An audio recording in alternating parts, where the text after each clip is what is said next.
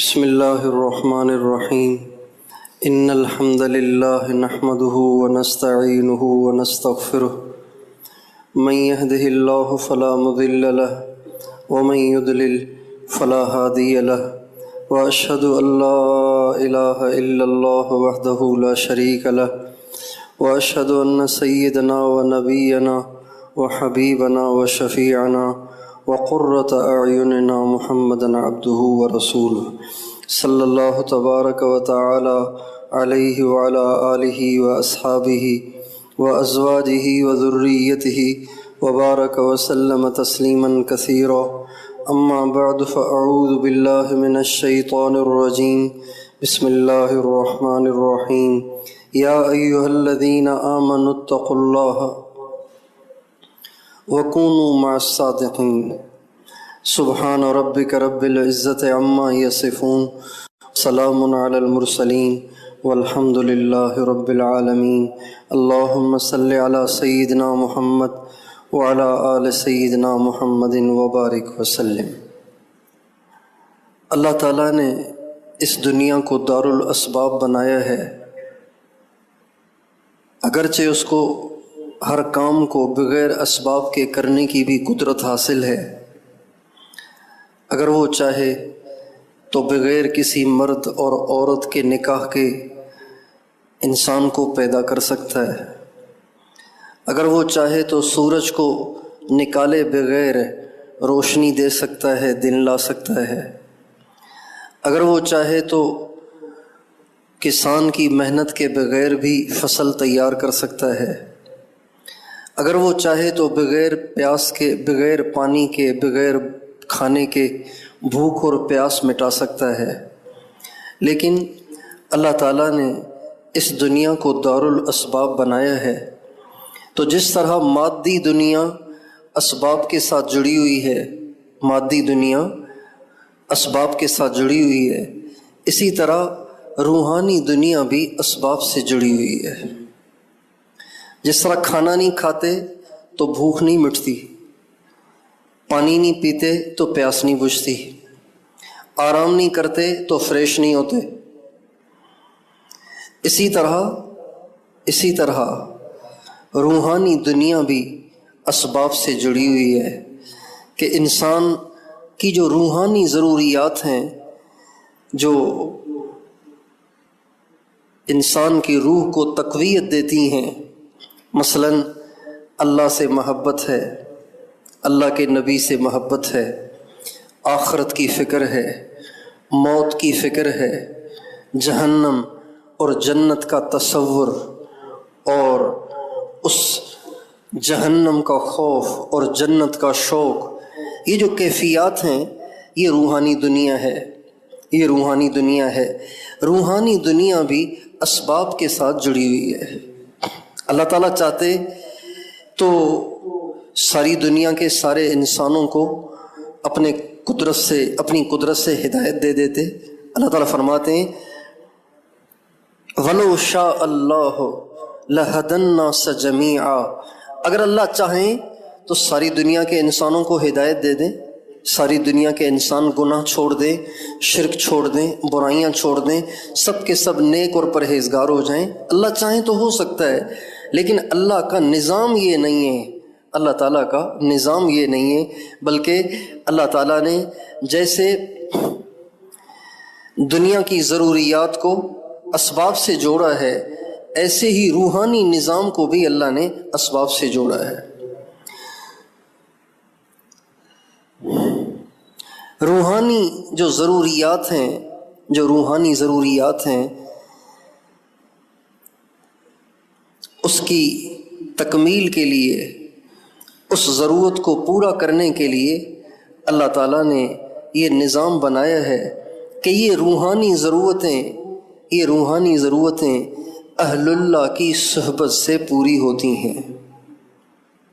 یہ اللہ کا نظام ہے، یہ نہ بدلا ہے نہ بدلے گا، یہ نظام ازل سے ہے، ابد تک رہے گا۔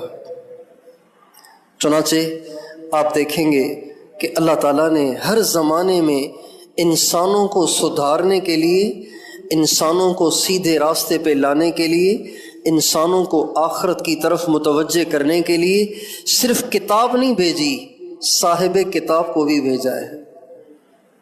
صرف تورات نہیں آئی، موسیٰ علیہ السلام پہلے آئے، تورات بعد میں آئی۔ عیسیٰ علیہ السلام پہلے آئے، انجیل بعد میں آئی۔ داؤد علیہ السلام پہلے آئے، زبور بعد میں آئی۔ آدم علیہ السلام پہلے آئے، صحیفے بعد میں آئے۔ نوح علیہ السلام پہلے آئے، صحیفے بعد میں آئے۔ ایسے ہی حضرت محمد صلی اللہ علیہ وسلم جو سارے نبیوں کے سردار ہیں، وہ پہلے آئے، قرآن بعد میں آیا۔ اللہ تعالیٰ چاہتا تو قرآن کو کتاب کی شکل میں کسی پہاڑ کی چوٹی پہ اتار دیتا، جبریل آسمان سے زور سے آواز لگاتے، لوگوں ہدایت چاہیے تو فلاں پہاڑی پہ ایک کتاب رکھی ہوئی ہے، اس کو پڑھو اور ہدایت پہ چلنا شروع کر دو۔ ایسے نہیں ہوا۔ اللہ تعالیٰ نے پہلے اپنے نبی کو بھیجا، ایک صاحب نسبت کو بھیجا، ایک اللہ والے کو بھیجا، ایک اپنے مقرب بندے کو بھیجا، ایک اپنے پہنچے ہوئے بندے کو بھیجا، اور پھر ان کے ذریعے سے رہنمائی کے لیے اللہ تعالیٰ نے کتاب بھی دی۔ اور وہ کتاب بھی ایک دم نہیں آئی، 30 پارے 23 برس میں اترے ہیں۔ کتنے برس میں؟ کتابوں میں لکھا ہے کہ جبریل علیہ السلام ہمارے نبی کے پاس 24,000 دفعہ وحی لے کر آئے۔ کتنی دفعہ؟ تو اگر آپ قرآن کو تقسیم کریں 24,000 میں، تو ایک ایک آیت، 2 آیتیں، 3 آیتیں، 4 آیتیں، کوئی صورت ہے جو پوری نازل ہوئی ہے۔ سورہ فاتحہ پوری نازل ہوئی، سورہ بقرہ پوری نازل ہوئی، سورہ کہف پوری نازل ہوئی، ورنہ 1 آیت، 2 آیتیں، 4 آیتیں، 6 آیتیں، 8 آیتیں، اس طرح قرآن تھوڑا تھوڑا اتارا گیا۔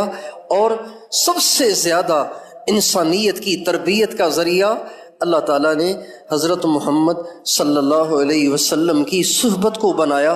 چنانچہ ہمارے نبی کے صحابہ میں سارے قرآن پڑھے ہوئے نہیں تھے، ہمارے نبی کے صحابہ میں سارے قرآن پڑھے ہوئے نہیں تھے، سارا قرآن پڑھے ہوئے نہیں تھے۔ کچھ ایسے تھے جو سارا قرآن پڑھے ہوئے تھے، کچھ ایسے تھے جو تھوڑا سا قرآن پڑھے ہوئے تھے، لیکن سرکار دو عالم صلی اللہ علیہ وسلم کی صحبت سے سب کے سب صحبت یافتہ تھے۔ اور آپ دیکھیں حضرات صحابہ کرام کا درجہ دنیا میں سارے ولیوں سے اونچا ہے۔ دنیا کا کوئی بھی ولی چاہے کتنی ریاستیں کر لے، چاہے کتنی محنتیں کر لے، چاہے کتنے غاروں میں چلے کاٹ لے، چاہے کتنے روزے رکھ لے، چاہے کتنی نفلیں پڑھ لے، چاہے روزانہ دن میں 6 دفعہ قرآن کا ختم کرے، ایسی کوئی اس کے پاس کرامت آ جائے کہ دن میں 50 دفعہ بھی وہ قرآن کا ختم کر سکتا ہو، لیکن کسی ادنا صحابی کے درجے کو نہیں پہنچ سکتا۔ صحابہ کو کوئی ولی نہیں پہنچ سکتا۔ کیا وجہ ہے اس کی؟ کیا وجہ ہے اس کی؟ زیادہ عبادت کرنے والے بھی پیچھے رہ گئے، کم عبادت کرنے والے صحابہ ان سے آگے نکل گئے، اس لیے کہ ان کو وہ صحبت ملی جو صحبت بعد والوں کو ملی ہی نہیں سکتی۔ چنانچہ حضرات صحابہ میں قرہ بھی ہیں۔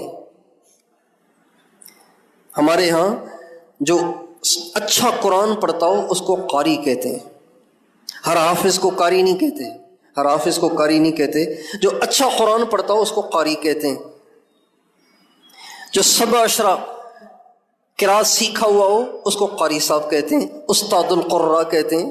ہمارے نبی کے صحابہ میں ایسے صحابہ تھے جن کو قرآن پڑھنے کا ایسا ڈھنگ تھا، ایسا ڈھنگ تھا، ایسا ڈھنگ تھا، ایسا اللہ نے ان کو قرآن پڑھنے کا ملکہ دیا تھا کہ خود حضور ان سے کہا کرتے تھے، ابئی مجھے قرآن تو پڑھ کے سناؤ۔ ایک دفعہ ہمارے نبی حضرت ابئی بن کعب رضی اللہ عنہ کے پاس آئے اور آپ نے فرمایا، ابئی مجھے قرآن تو پڑھ کے سناؤ۔ کہنے لگے، یا رسول اللہ آپ کو پڑھ کے سناؤں؟ آپ سے تو سیکھا ہے، آپ ہی پہ تو قرآن اترا ہے، تو آپ کو کیا سناؤں؟ آپ نے فرمایا نہیں، میرا دل کرتا ہے کسی اور کی زبان سے سنوں۔ حضرت ابی کہتے ہیں میں نے قرآن پڑھنا شروع کیا، میں پڑھتا رہا، جب میں اس آیت پہ پہنچا نا فَكَيْفَ إِذَا جِئْنَا مِن كُلِّ أُمَّةٍ بِشَهِيدٍ وَجِئْنَا بِكَ عَلَىٰ هَٰؤُلَاءِ شَهِيدًا، جب اس آیت پہ پہنچا تو میں نے جو سر اٹھایا تو آقا کی آنکھوں سے آنسو ٹپک رہے تھے، اور آپ فرما رہے تھے بس کرو بس کرو۔ ہمارے نبی کے صحابہ میں ایسے قرآن پڑھنے والے بھی تھے کہ جن کا قرآن حضور سنتے تھے، اور جن کا قرآن سن کر حضور برداشت نہیں کر پاتے تھے، رو پڑتے تھے، لیکن آپ ان کو قاری نہیں کہیں گے، قاری ابی بن کعب آپ نہیں کہیں گے، آپ کہیں گے صحابی جلیل ابی بن کعب، اس لیے کہ قاری کا درجہ چھوٹا ہے، حضور سے صحبت کا درجہ اس سے بڑا ہے۔ حضرت عبداللہ بن مسعود ہمارے نبی کے صحابہ میں مفتی تھے، محدث تھے، مفتی تھے۔ حضرت زید بن ثابت مفتی تھے، حضرت معاذ بن جبل مفتی تھے۔ یہ وہ صحابہ تھے جو حضور کے زمانے میں بھی فتویٰ دیتے تھے، لیکن مفتی معاذ بن جبل نہیں کہیں گے آپ، اور مفتی عبداللہ بن مسعود نہیں کہیں گے، اور محدث کبیر عبداللہ بن مسعود نہیں کہیں گے، بلکہ آپ کہیں گے حضرت عبداللہ بن مسعود جو صحابی جلیل ہے۔ اس لیے کہ مفتی ہونا چھوٹی بات ہے، محدث ہونا چھوٹی بات ہے، صحابی ہونا بہت بڑی بات ہے۔ انسان کی زندگی میں سب سے زیادہ جو چیز انقلاب برپا کر دیتی ہے وہ صحبت ہے، صحبت صالح ترا صالح کنت، صحبت طالح ترا طالح کنت۔ بڑے بڑے اولیاء کی اولادیں آگے پیچھے ہو گئیں، گمراہ ہو گئیں، در بدر ہو گئیں، فسق و فجور میں مبتلا ہو گئیں، اس لیے کہ صحبت خراب ہو گئی، صحبت خراب ہو گئی۔ اور ڈانسر ولی بن گئے، گلوکار ولی بن گئے، سنگر ولی بن گئے، ایکٹر ولی بن گئے، اس لیے کہ صحبت اچھی مل گئی۔ ہمارے نبی کے صحابہ اچھے حال میں نہیں تھے، اسلام سے پہلے اچھے حال میں نہیں تھے، لیکن سرکار کی صحبت نے سب کو چمکا دیا۔ حضرت نوح علیہ السلام کا بیٹا کنعان نبی کا بیٹا ہے، نبی کا خون اس کے جسم میں دوڑ رہا ہے، اور نبی بھی عام نبی نہیں، اولو العزم پیغمبروں میں سے ایک نبی حضرت نوح علیہ السلام، ان کا خون جس کے جسم میں دوڑ رہا ہو، لیکن صحبت غلط ہوئی، صحبت غلط ملی، کافر ہو گیا، مسلمان بھی نہیں رہا، کافر ہو گیا۔ اس لیے روحانی ضروریات کے پورا ہونے کے جو اسباب بتائے گئے ہیں، ان میں سے سب سے بڑا سبب وہ اہل اللہ کی صحبت ہے، اللہ والوں کی صحبت ہے۔ اللہ والے کون ہیں؟ اللہ والوں کی بھی پہچان ہے، اللہ والوں کے بھی کوائف ہیں۔ جیسے ہر ایک عالم نہیں ہے، عالم وہ ہے جس نے درس نظامی پڑھا ہو اور بخاری شریف کا امتحان دیا ہو اور پاس بھی ہوا ہو، وہ عالم ہے۔ جس نے بخاری نہیں پڑھی وہ عالم نہیں ہے۔ مشکات تک پڑھ لیا، جلالین بھی پڑھ لی، ہدایہ بھی پڑھ لی، مشکات بھی پڑھ لی، جلالین بھی پڑھ لی، بیضاوی بھی پڑھ لی، سب پڑھ لی، لیکن بخاری نہیں پڑھی، وہ عالم نہیں ہے۔ اللہ والا کون ہے؟ اللہ والے کے کیا کوائف ہیں؟ ہمارے نبی سے کسی نے پوچھا من اولیاء اللہ، یا رسول اللہ اللہ کا ولی کون ہوتا ہے؟ آپ نے فرمایا الذین اذا رؤوا ذکر اللہ، اللہ کا ولی وہ ہے جب اسے دیکھو تو اللہ یاد آ جائے۔ اللہ کا ولی کون ہے؟ جسے دیکھو تو اللہ یاد آ جائے۔ اور قرآن میں اللہ فرماتے ہیں ان اولیاؤہ الا المتقون، ان اولیاؤہ الا المتقون، اللہ کا ولی وہ ہے جو گناہوں سے بچتا ہے، جو متقی ہے، جس کی زندگی میں حرام نہیں ہے، جس کی زندگی میں مکروہ نہیں ہے، جس کی زندگی میں مشتبہ نہیں ہے۔ وہ حرام سے ایسے بچتا ہے جیسے لوگ کالے سانپ سے بچتے ہیں، حرام سے ایسے بچتا ہے جیسے لوگ پیشاب پاخانے سے بچتے ہیں، ایسے حرام سے بچتا ہے۔ اس کو کہتے ہیں اللہ والا۔ اللہ والا کون ہے؟ اللہ والا وہ ہے جس کی زندگی اتباع سنت میں ڈھلی ہوئی ہے، جس کی زندگی اتباع سنت کا مجسمہ ہے، سنت کا مجسمہ ہے، جس کا سارا وجود سنت میں ڈھلا ہوا ہے، وہ اللہ والا ہے۔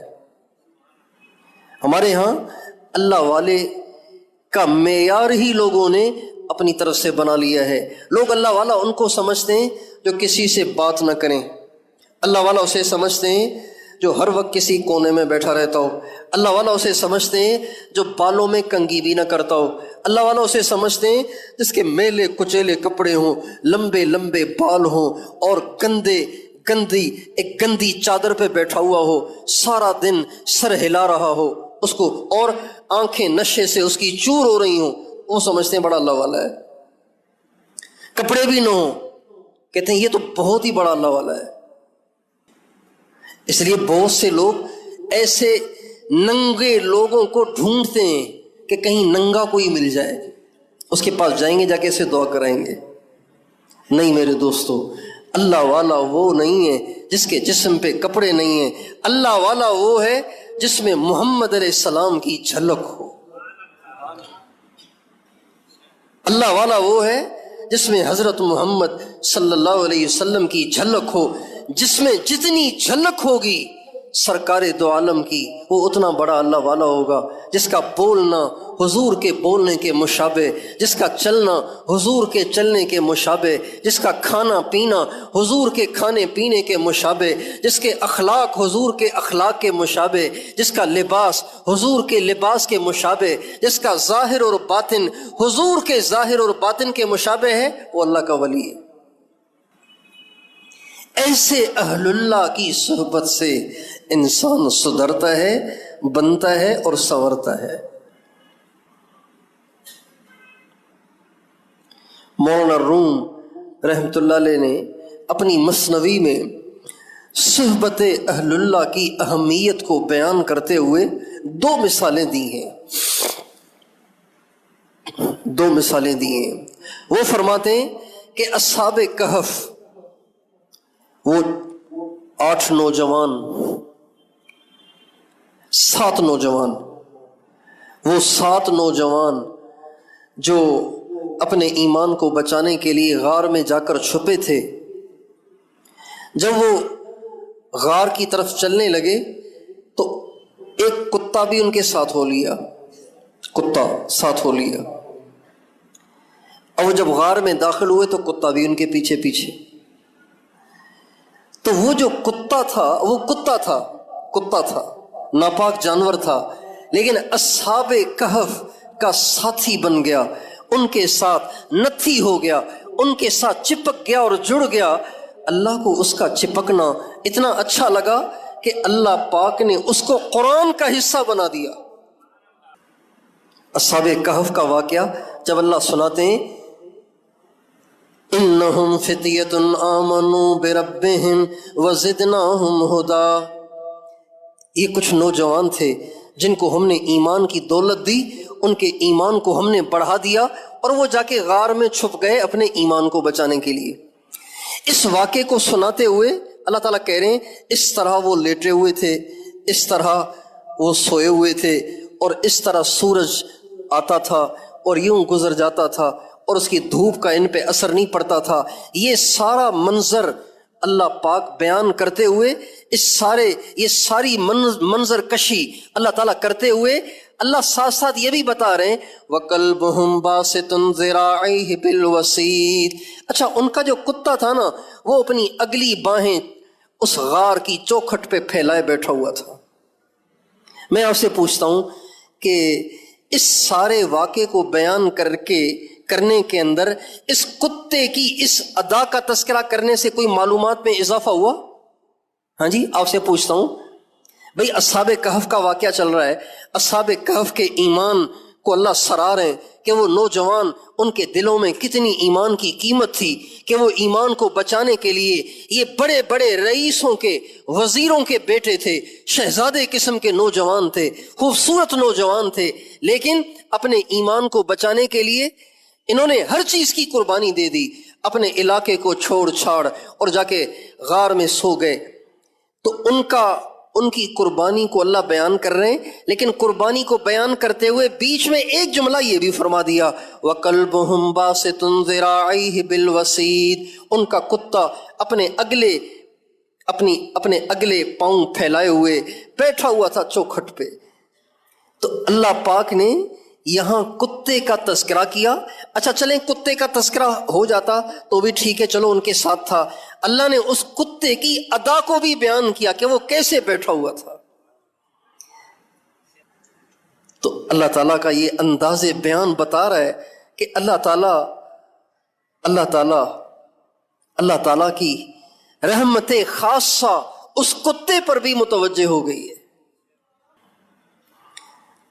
جب آدمی کو کسی سے محبت ہوتی ہے نا تو صرف اس کے تذکرے نہیں کرتا بلکہ اس کی اداؤں کو بھی بیان کرتا ہے، جب کسی سے محبت ہو جاتی ہے تو صرف اس کی باتیں نوٹ نہیں کی جاتی، اس کی اداؤں کو بھی نوٹ کیا جاتا ہے، اس کی اداؤں کو بھی یاد کیا جاتا ہے۔ اللہ تعالیٰ نے سورت میں کتے کا تذکرہ تو کیا لیکن کتے کی ادا کا بھی تذکرہ کیا، اس لیے کہ وہ کتا اللہ کو اتنا اچھا لگ گیا تھا کہ اللہ نے اسے قرآن کا حصہ بنایا، اور اس کتے کا کمال کیا تھا کہ وہ اہل اللہ کے ساتھ چپک گیا تھا۔ یہ مولانا روم رحمۃ اللہ علیہ فرماتے ہیں۔ پھر فرماتے ہیں نوح علیہ السلام کا بیٹا، اتنے بڑے پیغمبر کا بیٹا، لیکن صحبت غلط ملی تو کافر ہو گیا۔ اس پر وہ فرماتے ہیں اچھوں کی صحبت اچھا کر دیتی ہے، بروں کی صحبت برا کر دیتی ہے۔ آج ہم اپنے ماحول میں، اپنے معاشرے میں اہل اللہ کی صحبت، اللہ والوں کی صحبت کو اپنی ضرورت نہیں سمجھتے۔ جیسے کھانے کی بھوک لگتی ہے نا، پانی کی پیاس لگتی ہے تو پانی کہیں نہ کہیں سے ڈھونڈ کے لائی لیتے ہیں، اور بھوک لگتی ہے تو کہیں نہ کہیں سے کھانا مہیا کر ہی لیتے ہیں۔ اہل اللہ کی صحبت کی ہمیں پیاس نہیں لگتی، اس کو ہم ضرورت نہیں سمجھتے، حالانکہ یہ ضرورت ہے۔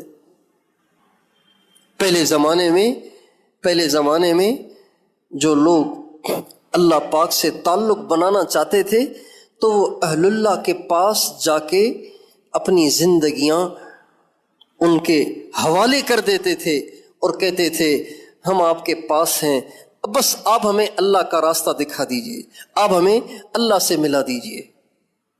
سالہ سال پڑے ہوئے ہیں، فاقے برداشت کر رہے ہیں، بھوک برداشت کر رہے ہیں، گرمی سردی برداشت کر رہے ہیں، اور کس لیے پڑے ہوئے ہیں؟ اس لیے پڑے ہوئے ہیں کہ جی اللہ کا نام سکھا دیجئے۔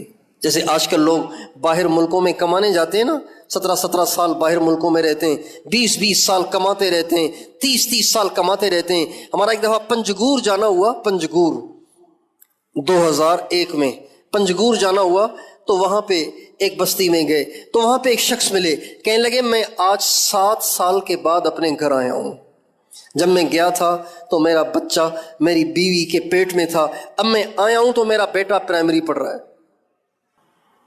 جب گیا تھا تو میرا بچہ میری بیوی کے پیٹ میں تھا، میں آیا ہوں تو میرا بیٹا پرائمری پڑھ رہا ہے۔ 7 سال کس لیے؟ کمانے کے لیے، اس لیے کہ اس کو ضرورت سمجھتے ہیں۔ اللہ سے تعلق کو ہم اپنی ضرورت نہیں سمجھتے۔ زندگی میں گناہ ہیں، گناہوں کے ساتھ زندگی گزارنا ہمیں گوارا ہوا ہے۔ ٹھیک ہے، چل رہے ہیں گناہ، اللہ بڑا غفور الرحیم ہے، اس کی طرف نہیں ہے کہ میں کیا ایسا راستہ بناؤں، کیا ایسی سبیل نکالوں کہ میری زندگی سے گناہ نکل جائیں۔ نماز پڑھ رہا ہوں، کوئی نماز میں دھیان نہیں، کوئی نماز میں لذت نہیں، کوئی سجدے کا سرور نہیں، کوئی اللہ سے تعلق نہیں۔ ٹھیک ہے، جیسے گاڑی چل رہی ویسے چل رہی ہے، کیا ہم دنیا کے بارے میں بھی اسی سوچ کے ساتھ چلتے ہیں؟ جس کی دکان نہیں چل رہی وہ کہہ رہا ٹھیک ہے بس جیسے چل رہی ویسے چلنے دو. ہم دنیا کے معاملات میں جب کبھی مطمئن نہیں ہوتے تو میرے دوستو ہمیں آخرت کے معاملات میں بھی ایسے مطمئن نہیں ہونا چاہیے بلکہ فکر مند ہونا چاہیے. اس کی محنت اور کوشش کرنی چاہیے کہ کس طرح مجھے اللہ کا تعلق حاصل ہو جائے، اللہ کی محبت حاصل ہو جائے، آخرت کی فکر لگ جائے، جہنم کا خوف ہو، جنت کا شوق ہو، اللہ سے تعلق ہو. اور آج یہ روحانی ضرورت پورا نہ ہونے کی وجہ سے ہر ایک اضطراب کا شکار ہے، اضطراب کا. نمازی بھی بے سکونی کا شکار ہے. مدرسے میں پڑھنے والا طالب علم، مدرسے میں پڑھانے والا عالم، دین کی محنت کرنے والا، سب کے سب اضطراب کا شکار ہیں. کیوں؟ اس لیے کہ جسم تو دوڑ رہا ہے، دل اللہ سے کٹا ہوا ہے، دل اللہ سے کٹا ہوا ہے. اور زندگی میں جو سکون آئے گا، زندگی میں جو سکون آئے گا، زندگی میں جو سکون آئے گا وہ جسم کی حرکتوں سے نہیں آئے گا.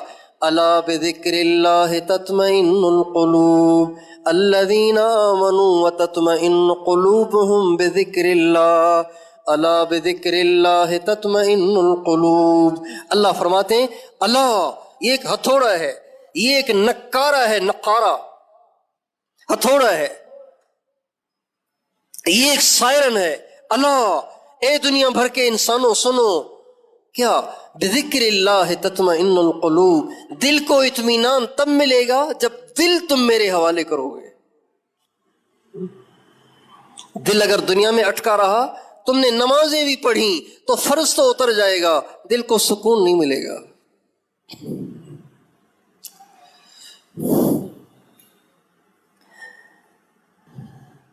اگر تم نے قرآن پاک کا سارا ختم بھی کر دل اور اٹکا رہا تو دل کو سکون نہیں ملے گا.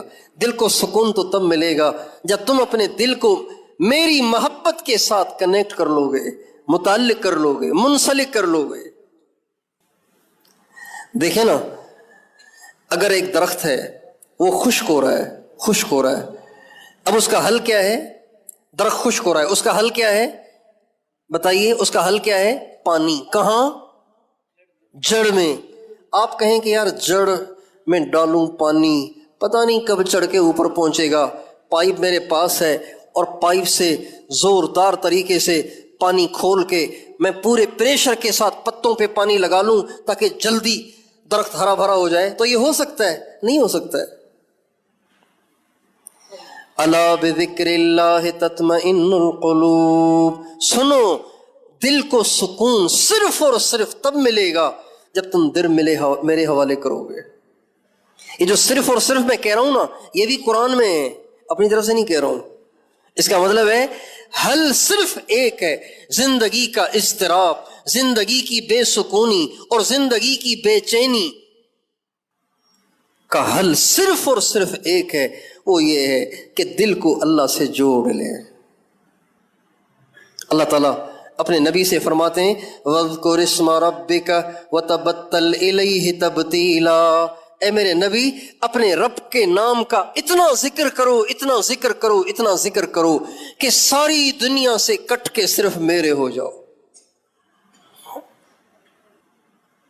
ہمارے نبی فرماتے ہیں لا تسبوا اصحابی، میرے صحابہ پہ تنقید مت کرنا، میرے صحابہ کو کبھی برا بھلا نہ کہنا، میرے صحابہ کو کبھی تنقید کا نشانہ نہ بنانا، تان و تشنیع کا نشانہ نہ بنانا. اس لیے کہ اگر تم احد پہاڑ سونے کا بھی خرچ کر دو اور میرا صحابی ایک مٹھی برابر جو اللہ کے نام پہ صدقہ کرے تو تمہارا احد پہاڑ سونے کا میرے صحابی کی مٹھی جو کے برابر نہیں ہو سکتا. اس لیے کہ میرے صحابی کے دل میں جو اللہ پاک سے خلوص ہے وہ تم کہاں سے لاؤ گے؟ وہ تو تمہیں حاصل ہو ہی نہیں سکتا. اس لیے میرے دوستو، اللہ پاک سے تعلق، اللہ پاک سے رابطہ، اللہ پاک سے محبت، اللہ پاک سے دل کا منسلک ہو جانا یہ ہماری ضرورت ہے، اس کے بغیر ہر چیز بے مزہ ہے، ہر چیز بے مزہ ہے، نماز بھی بے مزہ، ذکر بھی بے مزہ، تلاوت بھی بے مزہ، جہاد بھی بے مزہ، دعوت بھی بے مزہ، حج بھی بے مزہ، عمرہ بھی بے مزہ۔ آپ میں سے جو عمرے پہ گئے ہیں آپ نے دیکھا ہوگا، لوگ چونکہ تربیت کے بغیر، اللہ سے تعلق بنائے بغیر عمرے پہ چلے جاتے ہیں، تو وہاں عمرے پہ جا کے فیوز نہیں لیتے، عمرے پہ جا کے فلمیں بناتے ہیں، چونکہ حضور سے عشق سیکھ کر نہیں گئے۔ جو عاشق ہوتا ہے جب اس کی معشوق سے ملاقات ہوتی ہے، کیا اسے ویڈیو بنانے کا ہوش رہتا ہے؟ کیا اسے ویڈیو بنانے کا ہوش رہتا ہے؟ جب تم میرے پاس ہوتے ہو گویا کوئی دوسرا نہیں ہوتا۔ غالب کا شعر ہے، وہ اپنے محبوب سے کہہ رہا ہے جب تم میرے پاس ہوتے ہو نا تو مجھے کسی چیز کا ہوش نہیں ہوتا، بس مجھے ایسے لگ رہا ہے جیسے ساری دنیا خالی ہو گئی ہے، ایک تو ہے اور ایک میں ہوں، تیسرا کوئی ہے ہی نہیں۔ چونکہ حضور سے عشق سیکھ کر مدینے نہیں جاتے، ایسے ہی چلے جاتے ہیں۔ لوگ سمجھتے ہیں عمرے کے لیے پیسے چاہیے، عمرے کے لیے ویزا چاہیے، عمرے کے لیے ٹکٹ چاہیے۔ نہیں میرے دوستو، ان ساری چیزوں سے پہلے حضور کا عشق چاہیے۔ عاشق کا عمرہ اور غیر عاشق کے عمرے برابر نہیں ہو سکتے۔ حضرت جنید بغدادی رحمۃ اللہ علیہ فرماتے ہیں، ایک دفعہ میں طواف کر رہا تھا تو ایک عورت مجھے بالکل سیدھی سادی عورت طواف کرتی ہوئی نظر آئی، اور وہ کوئی بہت بڑی پہنچی ہوئی اللہ والی تھی۔ حضرت جنید کو طواف کرتے ہوئے دیکھا تو نام سے پکار لیا، حالانکہ جانتی نہیں تھی۔ کہنے لگی جنید یہ تم کس چیز کا طواف کر رہے ہو؟ کہنے لگے پتھر کا۔ کہنے لگے اس بیت اللہ کا خود بھی پتھر ہو، پتھروں کا طواف کرتے ہو؟ جو اللہ سے تعلق رکھتے ہیں، جن کے دل میں اللہ پاک نے حقائق کھول دیے ہیں، وہ پتھروں کا نہیں اس ذات کا طواف کرتے ہیں۔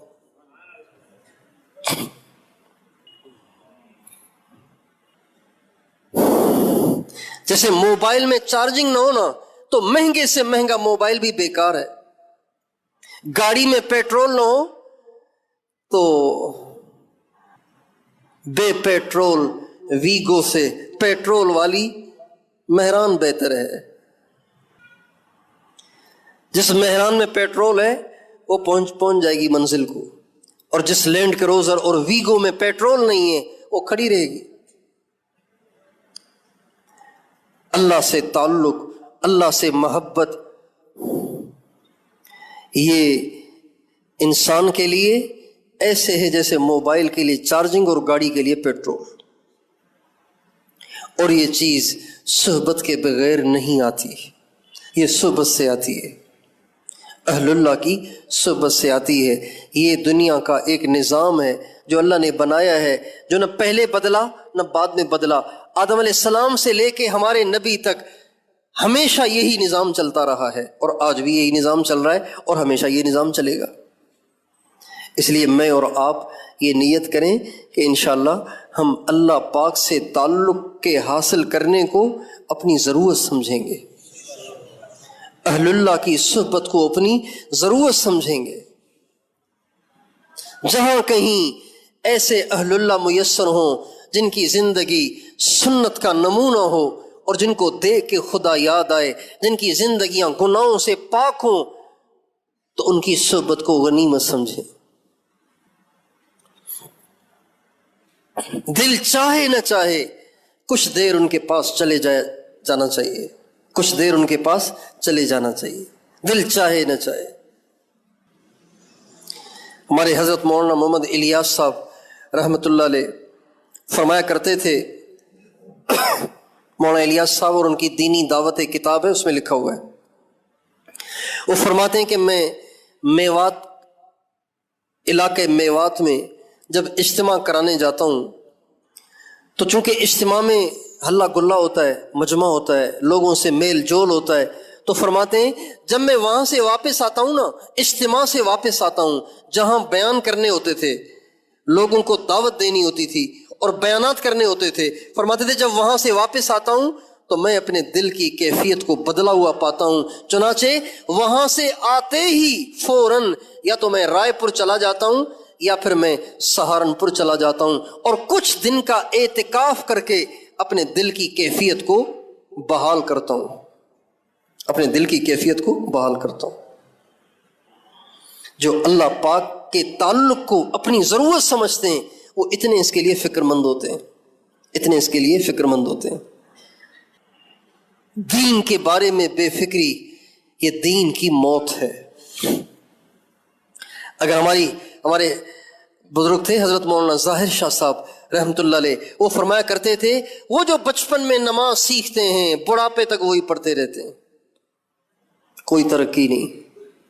دنیا میں ترقی چاہیے، دین میں ترقی نہیں چاہیے. درود پڑھتے ہوئے جو پہلے کیفیت تھی آج بھی وہی ہے. اللہ کا نام لیتے ہوئے جو پہلے کیفیت تھی آج بھی وہی ہے. مال پیسے کو دیکھ کے جیسے پہلے دل دیوانہ ہوتا تھا آج بھی دیوانہ ہوتا ہے. اچھے اچھے کھانوں کا جیسے پہلے شوقین تھا آج بھی شوقین ہے. غیر محرم کو دیکھ کر جیسے پہلے دل تڑپتا تھا آج بھی تڑپتا ہے. تنہائی میں جیسے نفس پہلے بے قابو رہتا تھا آج بھی بے قابو ہے. تو کتنا بڑا خسارہ ہے، کتنی بڑی ناکامی ہے کہ زندگی کے قیمتی لمحات گزرتے چلے جا رہے ہیں اور ہم وہیں کے وہیں کھڑے ہیں. حضرت مولانا یوسف صاحب رحمۃ اللہ علیہ کا ملفوظ ہے کہ ہر لمحہ اپنے آپ کو چیک کریں کہ اگلے لمحے میں پچھلے لمحے سے زیادہ اللہ پاک سے تعلق بنا کہ نہیں بنا. پہلے بھی دعا مانگنے کو دل نہیں کرتا تھا، اب بھی دعا مانگنے کو دل نہیں کرتا ہے. پہلے بھی 2-4 منٹ کر لیتے تھے، اب بھی 2-4 منٹ کرتے ہیں. پہلے بھی تہجد کبھی پڑھ لی کبھی نہیں پڑھی، ایک ہی بات ہے، اب بھی یہی حال ہے. تو کتنا بڑا خسارہ ہے. پہلے بھی نگاہیں بے قابو تھیں، اب بھی نگاہیں بے قابو ہیں. پہلے بھی زبان بے لگام تھی، اب بھی زبان بے لگام ہے. پہلے بھی کوئی شان کے خلاف کوئی بول دیتا تھا، ہم بفر جاتے تھے اور پھڑک جاتے تھے، اور اب بھی ہماری شان کے خلاف کوئی بات کر دے اب بھی ہمیں غصہ آ جاتا ہے. تو ترقی تو نہ ہوئی نا. ترقی کیا ہے کہ حضور اکرم صلی اللہ علیہ وسلم کے اخلاق میں، آپ کی سنتوں میں، آپ کی کیفیات میں دن بدن ترقی ہوتی چلی جائے، دن بدن ترقی ہوتی چلی جائے. یہ ہے. پہلے نماز پڑھتا تھا لیکن مزہ نہیں آتا تھا، اب نماز پڑھتا ہوں تو سلام پھیرنے کو دل ہی نہیں کرتا. پہلے 3 دفعہ مشکل سے پڑھ پاتا تھا سجدے کی تسبیح، اب 11 دفعہ بھی پڑھ لیتا ہوں، پیٹ نہیں بھرتا. ٹائم کی گنجائش ہوتی تو 21 دفعہ بھی پڑھ لیتا، 31 دفعہ بھی پڑھ لیتا. پہلے قرآن پڑھتا تھا صرف ورد سمجھ کر، اب قرآن پڑھتا ہوں تو ایسے لگتا ہے جیسے اللہ مجھ سے باتیں کر رہے ہیں. کون مجھ سے باتیں کر رہے ہیں؟ اللہ مجھ سے باتیں کر رہے ہیں. حضرت علی فرماتے ہیں اگر تم چاہتے ہو کہ اللہ تم سے بات کریں تو قرآن پڑھو، اگر تم چاہتے ہو کہ تم اللہ سے بات کرو تو نماز پڑھو. نمازی اللہ سے بات کرتا ہے اور قرآن پڑھنے والے سے اللہ ہم کلام ہوتا ہے.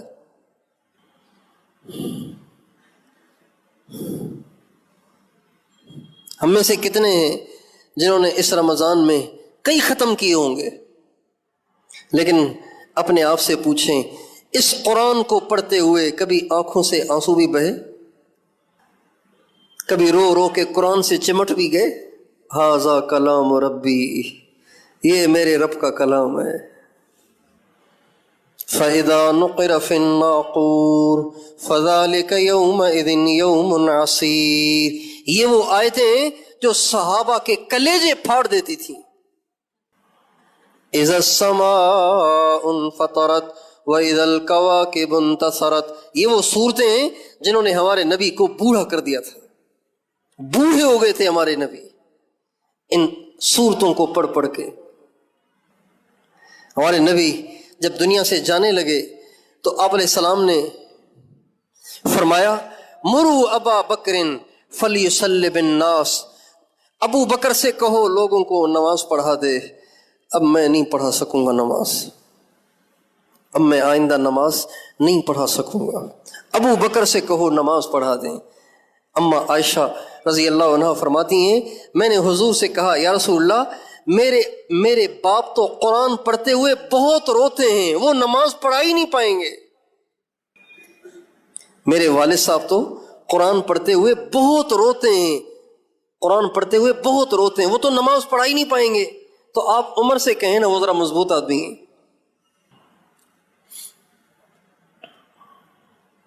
حضرت عمر عام طور پر فجر کی نماز میں لمبی قرات کرتے تھے اور بعض دفعہ رو رو کے گر جاتے تھے، بے ہوش ہو جاتے تھے. لوگ اٹھا کے گھر لاتے تھے، کئی دن تک ان کی عیادت ہوتی رہتی تھی قرآن پڑھ کر. وہ کوئی اور قرآن تھا، ہمارے پاس کوئی اور ہے، وہی قرآن ہے. وہ اتنے بڑے ہو کر ایسے روتے تھے، ہم اتنے چھوٹے ہو کر، اتنے بے عمل ہو کر، اتنے گنہگار ہو کر بھی ہم اس قرآن کو پڑھ کے رو نہیں پاتے. اس کا مطلب ہے کنیکشن کٹا ہوا ہے، کنیکشن کٹا ہوا ہے. اسی پائپ لائن سے کسی کے گھر میں دھواں دھار پانی آ رہا ہے اور آپ کے گھر میں ایک قطرہ بھی نہیں آ رہا، تو معلوم ہوتا ہے کنیکشن کا مسئلہ ہے نا، کنیکشن کٹا ہوا ہے. پائپ لائن تو وہی ہے، ادھر اتنا دھواں دھار اور ادھر ایک قطرہ بھی نہیں. قرآن تو وہی ہے، وہی قرآن جو حضرت عمر کو بے ہوش کر دیتا تھا، حضرت عثمان کو رو رو کے بے حال کر دیتا تھا، حضرت علی کو ساری رات بے قرار رکھتا تھا. قرآن تو وہی ہے. حضرت امام حسین جب شہید ہو گئے تو ان کا جو سر مبارک ہے وہ خولی بن یزید ایک شخص تھا، اس کے حوالے ہو گیا. اس نے حضرت امام حسین کے مبارک سر کو اپنے کے مبارک سر کو ایک کمرے میں لا کے رکھا، ایک جگہ لا کے رکھا. رات کو جب سونے لگے تو ان کے مبارک سر کو ایک جگہ لا کے رکھا. رات کو اچانک سورہ کہف پڑھنے کی آواز آئی. کس کی آواز آئی؟ سارے سو رہے ہیں، کس کی آواز ہے؟ تو جھانکا تو امام حسین سورہ کہف پڑھ رہے تھے. الذین آتیناہم الکتاب یتلونہ حق تلاوتہ، جن کو ہم نے قرآن دیا ہے وہ اتنی تلاوت کرتے ہیں کہ قرآن کا حق ادا کر دیتے ہیں. دوستو یہ سب علامتیں بتا رہی ہیں کہ ہمارا کنیکشن کٹا ہوا ہے. کٹے ہوئے کنیکشن کے ساتھ مر گئے تو کیا ہوگا؟ اللہ کو ہماری نمازوں کی ضرورت نہیں ہے، اللہ کو ہمارے روزوں کی ضرورت نہیں ہے، اللہ کو ہماری تلاوتوں کی ضرورت نہیں ہے. بڑے ہیں نمازیں پڑھنے والے، بڑے ہیں روزے رکھنے والے، بڑے ہیں اللہ کو یاد کرنے والے. ہمارے نبی کا ارشاد ہے اتت السماء وحق لها ان تئت. آپ فرماتے ہیں سارے آسمان ایسے کھچا کھچ فرشتوں سے بھرے ہوئے ہیں کہ 4 انگلیوں کے برابر بھی کسی آسمان پر 4 انگلیوں کے برابر بھی جگہ خالی نہیں ہے. 4 انگلیوں کے برابر بھی کسی آسمان پہ جگہ خالی نہیں ہے. فرشتوں سے کھچا کھچ بھرے ہوئے ہیں، اور ان فرشتوں میں سے کوئی قیام میں ہے، کوئی رکوع میں ہے، کوئی سجدے میں ہے. جب سے اللہ نے ان کو بنایا تب سے اسی پوزیشن میں وہ کھڑے ہوئے ہیں، سجدے میں ہیں یا رکوع میں ہیں یا قیام میں ہیں. جب قیامت کا ڈنکا بجے گا تو یہ فرشتے کہیں گے اے اللہ ما عبدنا کا حق عبادتک، اے اللہ تیری عبادت کا حق ادا نہ ہوا، معاف کر دے. تو جس کی اتنی عبادت ہو رہی ہو اس کو میرے آپ کے بے جان سجدوں کی کوئی ضرورت ہے؟ بے جان رکوع کی کوئی ضرورت ہے؟ بے جان مراقبوں کی کوئی ضرورت ہے؟ بے جان تلاوت کی کوئی ضرورت ہے؟ ہمارے نبی کا ارشاد ہے ان اللہ لا ينظر الى اجسامکم ولا الى صورکم ولکن ينظر الى قلوبکم واعمالکم. اللہ پاک تمہاری باڈی کو نہیں دیکھتے، تمہاری شکل کو نہیں دیکھتے کہ تم کتنے گورے چٹے اور کتنے خوبصورت ہو. اللہ یہ دیکھتے ہیں کہ میرے بندے کا دل کہاں ہے، اس کا دل کہاں اٹکا ہوا ہے، چاہتا کیا ہے. اللہ یہ دیکھتے ہیں کہ چاہتا کیا ہے. اس لیے آپ علیہ السلام ایک دفعہ جہاد میں صحابہ کے ساتھ تھے. آپ نے فرمایا کچھ لوگ ایسے ہیں جو ہمارے ساتھ نہیں ہیں، وہ مدینے میں ہیں لیکن وہ ہمارے ساتھ ہیں، اس لیے کہ ان کے دل یہاں اٹکے ہوئے ہیں. ان کے دل یہاں اٹکے ہوئے ہیں۔ اللہ پاک دل کو دیکھتے ہیں۔ اس لیے میرے دوستو، اپنے دل کا قبلہ ٹھیک کرنا، اپنے دل کا ڈائریکشن ٹھیک کرنا، اپنے دل کا رخ ٹھیک کرنا یہ ضروری ہے۔ اپنے دل کا رابطہ اللہ پاک سے قائم کرنا یہ ضروری ہے، یہ ضروری ہے، اس کے بغیر چارہ نہیں ہے۔ اور یہ رخ اہل اللہ کی صحبت کے بغیر ٹھیک نہیں ہوتا۔ آپ دیکھیں نا، سورہ فاتحہ میں اللہ تعالیٰ نے ہمیں ایک دعا سکھائی ہے۔ دعا کیا؟ اہدنا الصراط المستقیم، اے اللہ مجھے سیدھا راستہ دکھا، سیدھا راستہ۔ اتنی دعا ہو گئی تو اللہ کو پتہ ہے کہ سیدھا راستہ کون سا ہے، لیکن اللہ نے اس کی تشریح فرمائی، صراط الذین انعمت علیہم، اے اللہ ان لوگوں کے راستے پہ چلا کہ جن پہ تیرا انعام ہے، ان لوگوں کے راستے پہ چلا جن پر تیرا انعام ہے۔ اس سے آپ اندازہ لگائیے کہ اللہ پاک کے مقبول بندوں کی صحبت اور ان کے نقش قدم پہ چلنا اور ان کی اتباع کرنا یہ کتنی اہم چیز ہے۔ حالانکہ اگر یہ وضاحت کرنی ہی تھی تو یوں فرما دیتے، اہدنا الصراط المستقیم، صراط الرسول یا صراط النبی یا صراط محمد صلی اللہ علیہ وسلم۔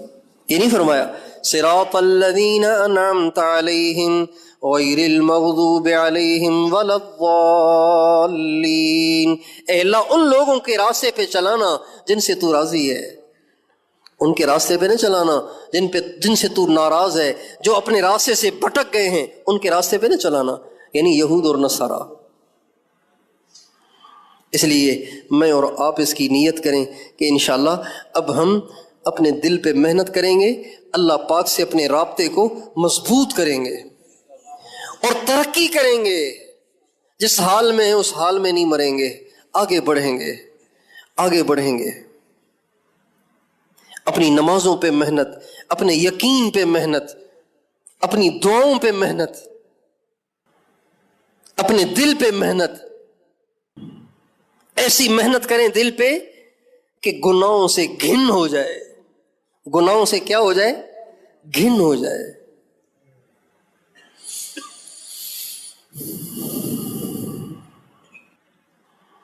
پاخانہ چاہے پیش کیا جائے تو پاخانے کو قبول نہیں کرے گا۔ اگر اسے معلوم ہے کہ اس میں پاخانہ ہے تو پیکنگ چاہے کتنی اچھی ہو وہ اسے قبول نہیں کرے گا، وہ کہے گا پاخانہ تو بہت گندی چیز ہے۔ دنیا کا ہر انسان چاہے اوپر سے پیکنگ کتنی بھی ٹھپے ہیں، اندر سب ایک ہی ہے۔ جس کو کاٹ کے دیکھ لو، بقرعید پہ جانور ذبح ہوتے ہیں نا، بقرعید پہ جانور ذبح ہوتے ہیں تو کوئی 2 لاکھ کا بیل خرید رہا ہوتا ہے، کوئی 4 لاکھ کا بیل خرید رہا ہوتا ہے، اس کی کھال پہ ایسے چتکمبرے نشان ہوتے ہیں کہ آدمی دیکھتا ہی رہ جائے۔ اور بعض ہوتے ہیں بالکل دیہاتی سے بیل، دیہاتی سی گائیں، وہ سستی ہوتی ہیں، 60-70 ہزار میں مل جاتی ہیں، 40-50 ہزار تک بھی مل جاتی ہیں، لیکن ذبح کرو تو نکلتا کیا ہے؟ 40 ہزار والے بیل سے کیا نکلتا ہے؟ اتنی بڑی اوجڑی جس میں گوبر اور آنتیں، یہ تو ویسے ہی لوگ باہر پھینک دیتے ہیں، اور اندر خون اور گندگی ہی گندگی۔ اور وہ جو 4 لاکھ کا بیل لیا تھا اس کے اندر سے مشک نکلتا ہے یا عنبر نکلتا ہے؟ اس میں سے وہی نکلتا ہے۔ ٹھپے مختلف ہیں، اندر میں سب ایک ہے۔ ہمارے بڑے اس بات کو سمجھتے تھے، اس لیے پہلے زمانے میں بچیوں کی شادیاں بڑی آسانی سے ہو جاتی تھیں، بچیوں کی شادیاں بڑی آسانی سے ہو جاتی تھیں۔ اب تو نوجوان کہہ رہے ہیں یہ نہیں یہ نہیں یہ نہیں یہ نہیں یہ، 50 لڑکیاں دیکھتے ہیں، اس کے بعد کہیں جا کے کسی کو پاس کرتے ہیں۔ تو جن 49 کو آپ نے ریجیکٹ کیا، کیا ان کے دل نہیں ہیں؟ کیا ان کی مائیں نہیں ہیں؟ کیا وہ کسی کی جنی ہوئی نہیں ہے؟ آخر کہاں جائیں گی وہ؟ ہمارے بڑے اس بات کو سمجھتے تھے. لوگ بھاگ کے جا کے کورٹ میرج کرتے ہیں، لڑکیاں بھاگ کے چلی جاتی ہیں، لڑکے بھاگ کے چلے جاتے ہیں، جا کے کورٹ میرج کرتے ہیں. کیوں؟ دھوکہ لگ گیا ہے. یہ بات سمجھ نہیں آئی کہ ٹھپے مختلف ہیں، باقی سب اندر ایک ہی ہے. کتنا فساد برپا ہے دنیا میں، کتنا فساد برپا ہے دنیا میں. پرسوں مجھے ایک ساتھی نے فون کیا، کہنے لگے ہمارا ایک بہت بڑا ادارہ ہے لڑکیوں کا، میں وہ ادارہ اب بند کرنا چاہتا ہوں. میں نے کہا کیوں؟ کہنے لگے اس لیے کہ ہمارے ہاں ایک لڑکی پڑھتی تھی اور وہ گھر سے نکلی ہمارے ہاں ادارے میں آنے کے لیے، پڑھنے کے لیے، اور کسی کے ساتھ بھاگ کے چلی گئی، جا کے اس نے کورٹ میرج کر لی اور ادارے کا نام بدنام ہو گیا. لہٰذا میں ادارہ ہی بند کر رہا ہوں.